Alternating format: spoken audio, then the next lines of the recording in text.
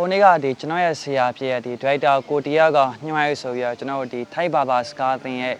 ဟိုဟာဆရာတယောက်ကနေပြီးတော့ကျွန်တော်တို့ logo design ကိုလာအားပေါ့နော်ကျွန်တော်တို့ဒီအဲ့ဒီဆရာမှာကဒီစာဝတ်အသိထွက်မယ်ပြောပါပေါ့နော်ဆိုတော့အဲ့ logo ရဲ့နာမည်ကဒီ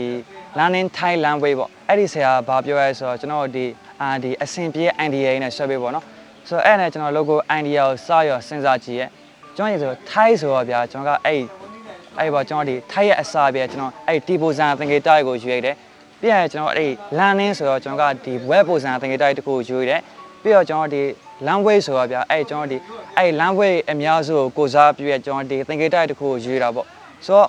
အဲ့နဲ့ကျွန်တော်ဒီအဲ့ idea တွေပေါင်းစပြီးတော့ logo တစ်ခုဆွဲကြည့်ရပါတော့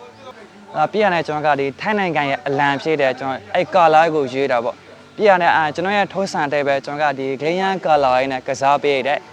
ပြီးရင်ကျွန်တော်ကဒီ logo အချောသားပြီးတော့ကျွန်တော်ရဲ့ customer အဲ့ဆရာကိုပြကြပါတော့ကျွန်တော်ဒီအဲ့ဆရာကကျွန်တော်ဒီတစ်ခါမှကျွန်တော်ပြရ logo သူကတန်းရော confirm ဖြစ်သွားခဲ့ဒီအဲ့ဒီဆရာကထိုင်းမြန်မာနဲ့ပတ်သက်ပြီးတော့အဲ့စာဝတ်အသက်ထားပါတော့အဲ့စာအုပ်ပေါ်မှာကျွန်တော်ဆွဲပေးတဲ့အဲ့ logo ပါထည့်ရပါတော့